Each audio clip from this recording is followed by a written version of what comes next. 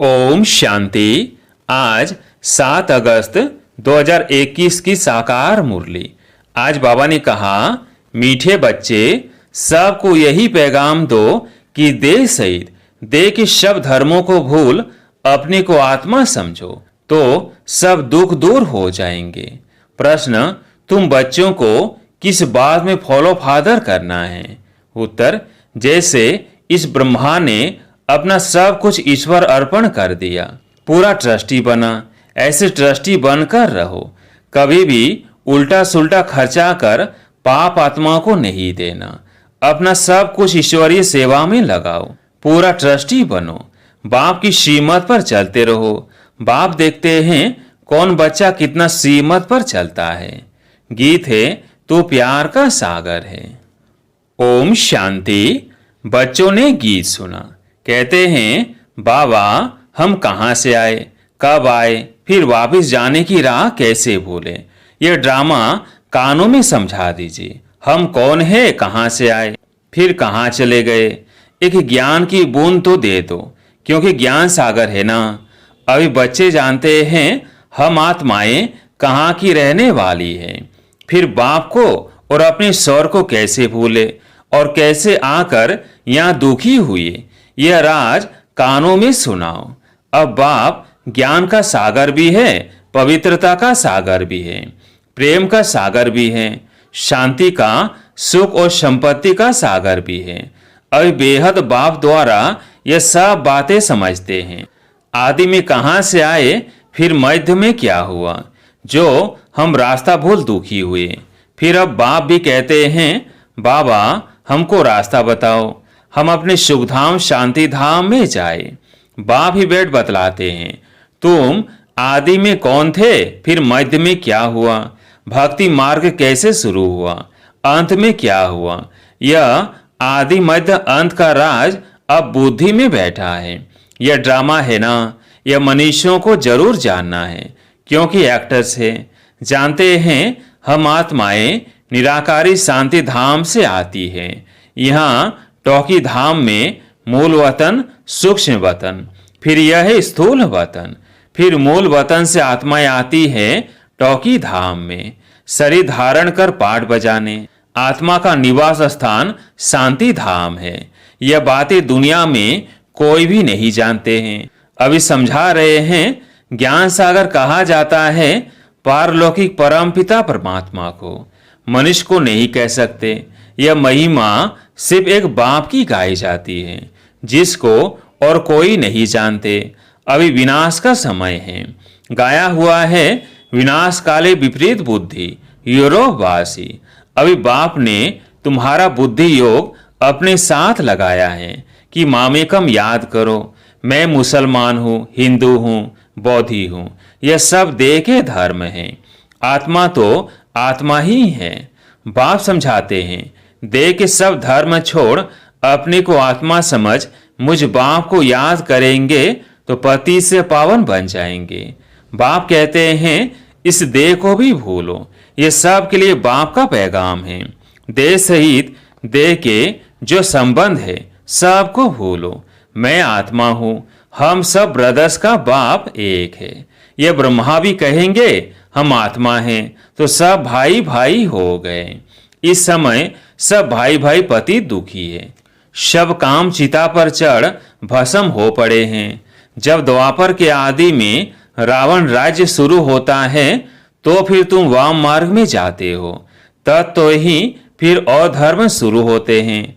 आधा समय तुम पवित्र रहते हो, फिर आधा में तुम पतित बनते हो। 21 जन्म भारत में ही गाए जाते हैं। कुमारी वो जो एक ही स्कूल का उद्धार करे। कुमारी का मान है।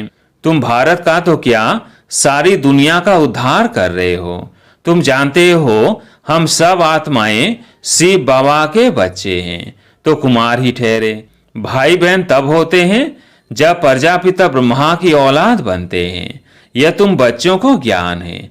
हम आत्माएं सब भाई भाई हैं। सब बाप को पुकारते हैं, हे पतित पावन आओ, या रावण राज्य से दुख से हमको लिबरेट करो।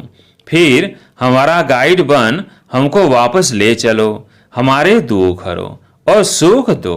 अभी तुम समझते हो बरोबर बाबा आया हुआ है, हमको इस कलयुगी रावण राज्य से छुड़ाए साथ ले चलेंगे। बाप जानते हैं सभी आत्माएं पतित थे, इसलिए शरीर भी पतित है। आत्मा को ही पावन बनाकर ले जाते हैं निर्वाण धाम में। पास्ट से प्रेजेंट, फिर फ्यूचर होगा। आदि मध्य अंत, फिर आदि। सतयुग आदि, कलयुग अंत, फिर फ्यूचर होगा सतयुग। यह तो सहज है ना। अच्छा, बीच में क्या हुआ? हम कैसे गिरे? हम पावन देवता थे, फिर पावन से पतित कैसे बने? अभी तुम समझते हो। बाप समझाते हैं जब रावण राज्य शुरू होता है तब तुम पतित बनते हो। अब फिर तुमको भविष्य में देवता बनाने आया हूं, इसमें डिफिकल्टी की कोई बात नहीं। बाप कहते हैं तुमको इस विषय सागर से पार ले जाते हैं। गाते भी हैं नैया मेरी पार ले जाओ। सभी पुकारते हैं एक बाप को। हमारी नैया जो डूबी हुई है उनको क्षीर सागर में ले चलो। उनको खिवैया बागवान भी कहते हैं। अभी कांटों के जंगल में पड़े हैं, हमको फिर फूलों के बगीचे में ले चलो। देवताएं फूल है ना, अभी सब है कांटे। एक दो को दुख ही देते रहते हैं। देवता कभी किसको दुख नहीं देते, वहां तो सुख ही सुख है। वो तो सिर्फ गाते हैं, तुम यहाँ प्रैक्टिकल सुन रहे हो। कहते हैं ना बाबा हम कहाँ से भूले, इस सृष्टि चक्र को हम कैसे भूले। सतयुग त्रेता में यह नहीं जानते, क्योंकि वहां तो हम सुखी थे। फिर दुखी कब हुए? जब रावण राज्य शुरू हुआ। भारतवासी रावण को जलाते ही रहते हैं जब तक उनका विनाश नहीं हुआ है। फिर सतयुग में थोड़ी हर वर्ष जलाएंगे। यह भक्ति मार्ग है। अभी रावण का राज्य खलास होना है। भक्ति मार्ग में रावण को हर वर्ष जलाते हैं, परंतु मरता ही नहीं है। अभी रावण तुम्हारे आगे जैसे मर गया। तुम जानते हो रावण राज्य अब खत्म होना है। 5 भूतों का सिर काटा जाता है। पहले पहले काम के सिर को काटते हो। काम ही महाशत्रु है। बाप कहते हैं इन 5 भूतों पर विजय पाने से ही तुम विश्व पर जीत पाएंगे। मनीष खुद भी कहते हैं हम पतित हैं, इसलिए बुलाते हैं पतितों को पावन बनाने आओ। आत्मा बुलाती है, हे पतित पावन, हे बाबा खिवैया, रहम दिल बाबा आओ। बाप कहते हैं मैं कल्प कल्प आता हूँ। कैसे आता हूँ यह कोई नहीं जानते। गीता में भी है भगवान ने आकर राजयोग सिखाया है, परंतु भगवान कौन है, कब आया, यह किसको पता नहीं है। गीता को तो खंडन कर दिया है। कृष्ण को द्वापर में ले गए हैं। द्वापर के बाद तो दुनिया और ही पतित होती है, तो द्वापर में कृष्ण ने आकर क्या किया? मनीष तो कुछ भी समझते नहीं, बिल्कुल ही अनराइटियस है। सतयुग में होते हैं राइटियस। तुम अभी अनराइटियस से राइटियस बनते हो। बाप समझाते हैं तुम ही संपूर्ण निर्विकारी पूज्य थे, तुम ही अब विकारी पुजारी बने हो। आप ही पूज्य, आप ही पुजारी। पहले तुम पूज्य थे 21 जन्म तक, फिर पुजारी बने हो। सतयुग में 8 जन्म, फिर त्रेता में 12 जन्म लेते हो। बाप ही बतलाते हैं तुम पतित कैसे बने हो, कब से गिरे हो। यह सृष्टि का चक्र फिरता रहता है। सारे वर्ल्ड की हिस्ट्री ज्योग्राफी आदि मध्य अंत का राज बच्चों को बाप बैठ समझाते हैं। सब एक रस तो नहीं समझेंगे, नंबर वार ही समझते हैं। बाप कहते हैं मैं आकर किंगडम स्थापन करता हूं। अब तुमको सर्वगुण संपन्न बनना है, तब तक सतयुग में जा नहीं सकते। बनना यहाँ है, फिर भविष्य में जाकर तुम राज्य करेंगे। उसके बीच में सब विनाश हो जाएगा। विनाश भी देखेंगे जरूर। तुम प्रैक्टिकल में अपना पाठ बजाएंगे। तुमको थोड़ी पता पड़ता है आगे क्या होगा। जो कल्प पहले हुआ होगा वही होगा। तुमको टोटल बताया जाता है। स्थापना और विनाश होना है। विनाश कैसे होगा? वो तो जब होगा तब देखेंगे। दिव्य दृष्टि से विनाश तो देखा है, आगे चल प्रैक्टिकल भी देखेंगे। स्थापना का भी साक्षात्कार दिव्य दृष्टि से किया है और प्रैक्टिकल भी देखेंगे। बाकी जास्ती ध्यान में जाना भी ठीक नहीं है। फिर वैकुंठ में जाकर डांस करने लग पड़े हैं। न ज्ञान न योग, दोनों से वंचित हो जाते हैं। ध्यान में जाने की कोई दरकार नहीं, यह तो भोग सिर्फ लगाया जाता है। तुम ब्राह्मण वहां जाते हो, देवताओं और ब्राह्मणों की महफिल लगती है। यहाँ तुम पियर घर में बैठे हो, फिर तुमको लायक बनाया जाता है विष्णुपुरी जाने के लिए। कन्या की जब सगाई करते हैं तो उनको समझाया जाता है ससुर घर में कैसे चलना, सबसे प्यार से चलना, झगड़ा नहीं करना। यह भी हूबहू ऐसे हैं। बाप कहते हैं तुमको सर्वगुण संपन्न यहाँ बनना है। स्वर्ग में ये लड़ाई झगड़े आदि होते नहीं। अभी तुम विष्णुपुरी ससुर घर जाते हो, वह महान वैष्णव। उन जैसे वैष्णव सृष्टि पर होते नहीं। वैष्णव देवताएं विकार में थोड़ी जाते हैं। विकार है हिंसा। कहा जाता है अहिंसा परमो देवी देवता धर्म। अभी तुम जानते हो हम पियर घर में बैठे हैं, अभी हमको विष्णुपुरी में जाना है। जानते हो वहाँ बहुत सुख होता है। शादी के पहले कन्या फटा हुआ कपड़ा पहनती है, जिसको वनवाह कहते हैं। तुम्हारे पास भी अभी क्या है? कुछ भी नहीं, यह तो ठिक्कर भीतर है। यहाँ तुमको कोई भी जेवर आदि पहनने की दरकार नहीं, परंतु कहते हैं गिरस्त में रहना है, शादी आदि में जाना पड़ता है, तो जेवर आदि भी भल पहनो, मना नहीं है। नहीं तो कहेंगे विधवा जेवर नहीं पहनती है, नाम बदनाम होगा।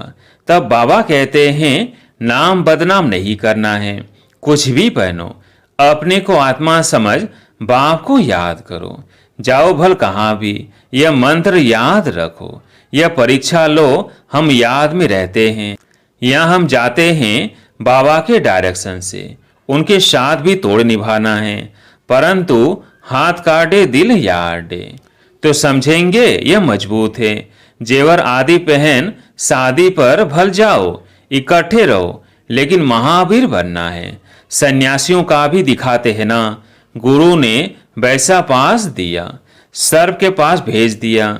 जो बहादुरी से पास दिखाते हैं उनको महावीर कहा जाता है। बाप की याद में रहेंगे तो फिर कोई कर्मेंद्रियों से चंचलता नहीं होगी। बाप को भूले तो कर्मेंद्रियां चंचल होगी। विश्व के तुम मालिक बनते हो, यह कम बात है क्या? सन्यासी इन बातों को बिल्कुल नहीं जानते। शास्त्रों में भल कुछ बातें हैं, परंतु खंडन कर दिया है। भगवानुवाच, मैं तुमको राजयोग सिखाता हूँ। जब तक जीते रहेंगे ज्ञान अमृत पीते रहेंगे, सुनते रहेंगे, राजधानी स्थापन हो जाएगी। बच्चों को घड़ी घड़ी शिक्षा दी जाती है। एक बाप को याद करो, दैवी लक्षण सीखो, कोई भी विकर्म न हो, यह तो असुरों का काम है। तुम अभी देवता बनते हो तो दैवी गुण धारण करने हैं। सबसे बड़ा है काम का कांटा। आदत पड़ी हुई है तो घड़ी घड़ी गिर पड़ते हैं। माया चमाट मार फां कर देती है। तब गाया जाता है आश्चर्यवत सुनंती कथंती भागंती। अभी तुम एक बाप के बने हो, कहते भी हो यह सब कुछ ईश्वर का दिया हुआ है, तो तुम ट्रस्टी बन जाते हो। यह सब उनका है, हमको उनकी श्रीमत पर चलना है। बाप भी देखते हैं हमको सब कुछ अर्पण कर फिर हमारी श्रीमत पर कैसे चलते हैं। कोई उल्टा सुल्टा खर्चा कर पाप आत्माओं को तो नहीं देते हैं। शुरू में इस ब्रह्मा ने भी ट्रस्टी हो दिखलाया ना, सब कुछ ईश्वर अर्पण कर खुद ट्रस्टी बन गया। बस किसको भी कुछ नहीं दिया। ईश्वर के अर्थ किया तो ईश्वर के काम में ही लगना है। शरीर निर्वाह भी तो होता था ना, जो कुछ था सब सर्विस में लगा दिया। इनको देख फिर दूसरों ने भी ऐसे किया, भट्टी बन गई। भट्टी नहीं बनती तो इतने बच्चे होशियार कैसे होते। सर्विस के लिए पाकिस्तान में सीखे, फिर यहाँ आकर सीखे। जब समझाने लायक बने तब बाहर निकले। अभी तो देखो कितनी प्रदर्शनियां आदि करते रहते हैं, बड़ों बड़ों को निमंत्रण देते हैं। इस ज्ञान यज्ञ में विघ्न भी अनेक प्रकार के पड़ेंगे। विघ्नों से डरना नहीं। अबलाओं पर कितने अत्याचार होते हैं। बाप कहते हैं योग बल में रह उन्हों को समझाओ। भगवान बाप के भी बच्चे बनकर फिर बाप को ही भूल जाते हो, माया के बन जाते हो। यह भी हार जीत की कुश्ती है, परंतु बॉक्सिंग मुआफिक माया घूसा लगाती है तो फां हो जाते हैं। बाप कहते हैं माया से कभी हारना नहीं है। पवित्र रहेंगे तो विश्व के मालिक बनेंगे। कितनी बड़ी आमदनी है। अगर पूरा पुरुषार्थ नहीं करेंगे तो जाकर दास दासी बनेंगे। राजधानी सारी यहाँ स्थापन हो रही है। अच्छा, मीठे मीठे सिकिलधे बच्चों प्रति माता पिता बाप दादा का याद प्यार और गुड मॉर्निंग। रूहानी बाप की रूहानी बच्चों को नमस्ते। हम रूहानी बच्चों की रूहानी बाप दादा को याद प्यार गुड मॉर्निंग नमस्ते नमस्ते। धारणा के लिए मुख्य सार। पहला पॉइंट, जब तक जीना है ज्ञान अमृत पीते रहना है। महावीर बन माया की बॉक्सिंग में विजयी बनना है। सबके साथ तोड़ निभाते दिल एक बाप में रखनी है। दूसरा पॉइंट, विघ्नों से डरना नहीं है। सर्विस में अपना सब कुछ सफल करना है। ईश्वर अर्पण कर ट्रस्टी बन रहना है। कुछ भी उल्टे सुल्टे काज में नहीं लगाना है। आज प्यारे मीठे बाबा का वरदान, डबल लाइट बन कर्मातीत अवस्था का अनुभव करने वाले कर्म योगी भव। डबल लाइट बन कर्मातीत अवस्था का अनुभव करने वाले कर्म योगी भव। जैसे कर्म में आना स्वाभाविक हो गया है, वैसे कर्मातीत होना भी स्वाभाविक हो जाए। इसके लिए डबल लाइट रहो। डबल लाइट रहने के लिए कर्म करते हुए स्वयं को ट्रस्टी समझो और आत्मिक स्थिति में रहने का अभ्यास करो। इन्हीं दो बातों का अटेंशन रखने से सेकंड में कर्मातीत, सेकंड में कर्मयोगी बन जाएंगे। निमित्त मात्र कर्म करने के लिए कर्मयोगी बनो, फिर कर्मातीत अवस्था का अनुभव करो। स्लोगन, जिनकी दिल बड़ी है उनके लिए असंभव कार्य भी संभव हो जाते हैं। जिनकी दिल बड़ी है उनके लिए असंभव कार्य भी संभव हो जाते हैं। अच्छा, ओम शांति।